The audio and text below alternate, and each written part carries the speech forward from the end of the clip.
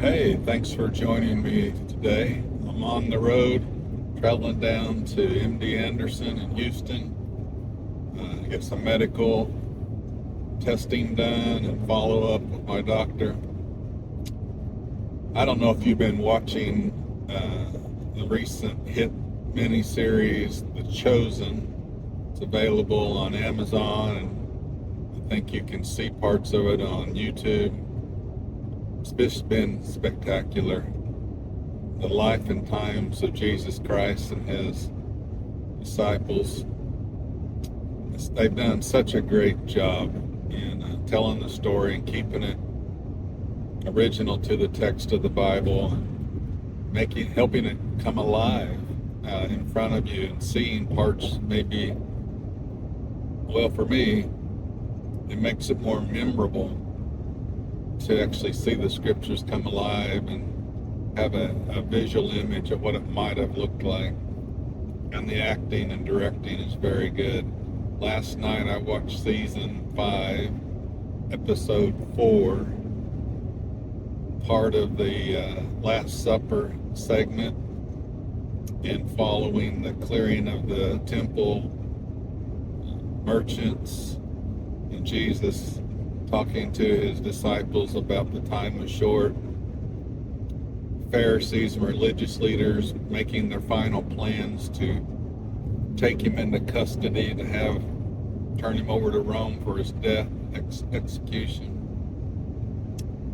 At the Last Supper, on episode 4, they did something that I guess is common among the Jewish people during a certain holiday or Seder dinner, or if it's part of the Passover. But they went through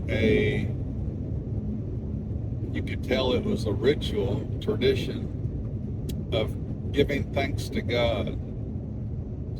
Something like, if you would have freed us from the Egyptians but didn't give us wealth, it would have been enough. If you would have brought the plagues on the Egyptians and didn't free us, it would have been enough. If you would have brought the plagues and set us free from slavery but didn't give us wealth, it would have been enough.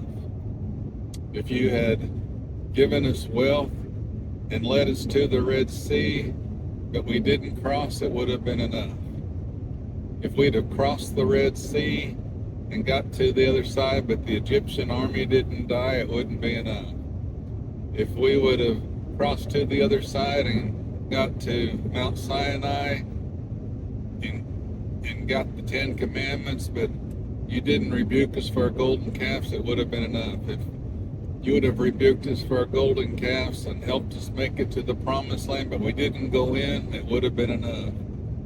And they just continued on this journey of giving thanks to God with the idea that you've done so much for us. If you didn't do the next thing, it would have been enough because you've already done so much. As they were going through this somber and beautiful and thankful moment there at the table, going around and saying it together, I remembered doing that myself. As an early Christian, I was so grateful for God's rescuing me and helping me and assisting me and doing so much for me. I got to the point that said, if you didn't do anything more, you've done so much for me already, it would be enough. If I never see anything else good from you, if you never do anything else to rescue from anything or help me or answer a prayer, if nothing ever happens again that's good from your hand, what you've done so far has been enough. I remember that so clearly. I didn't know that it was part of the Jewish tradition in Thanksgiving that they actually did as a tradition. Wow. I remember thinking, God, you met me as a young child, and when I was baptized in water, I was filled with your Spirit, and then you were with me through my teenage years. If you didn't do anything more, that would have been enough, because Jesus paying my price for my sins and accepting me in the family, that would have been enough.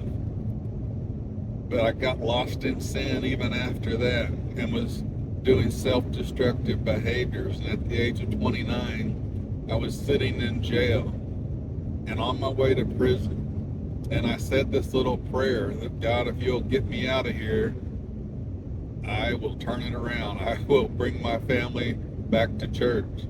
And within 10 minutes, I was out of jail by a computer error. And it really got my attention that God can still answer prayers.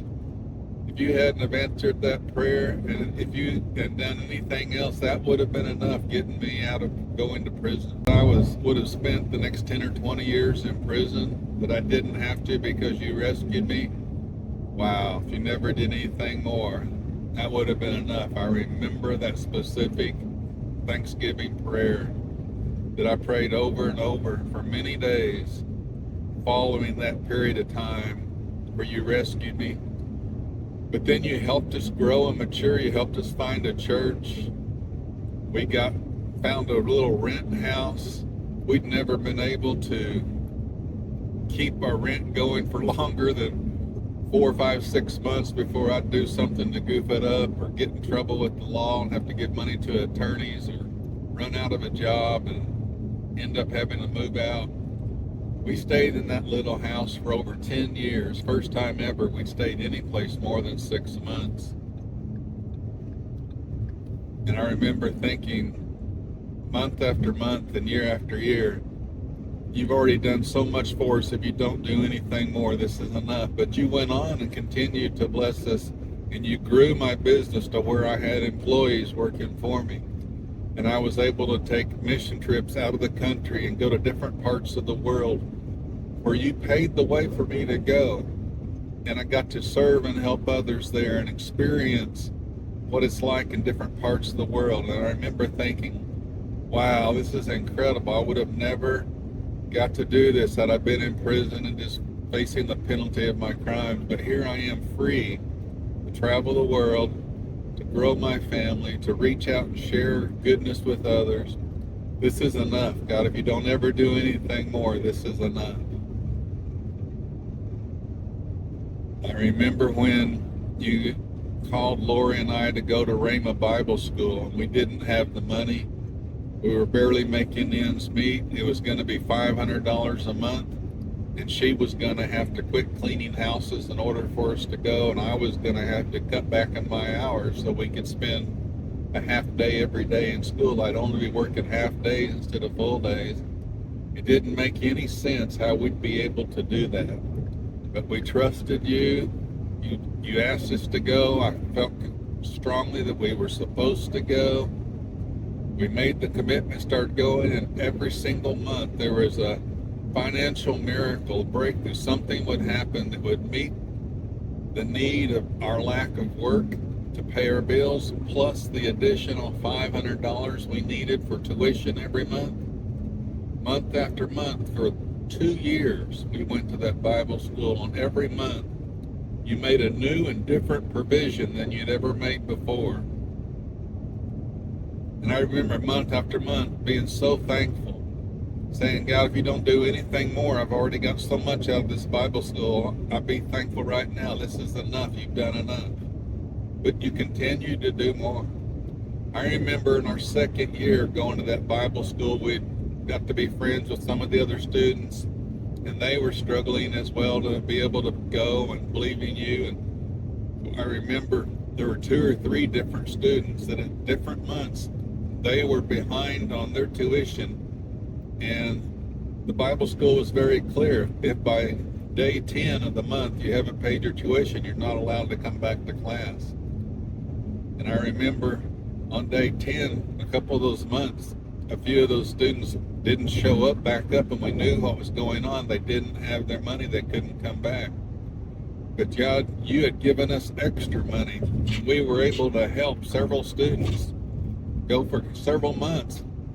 We were not only paying our bills and making our tuition, but you were helping us to help them. And I remember thinking, God, you are so good. If you never do anything more, this is enough.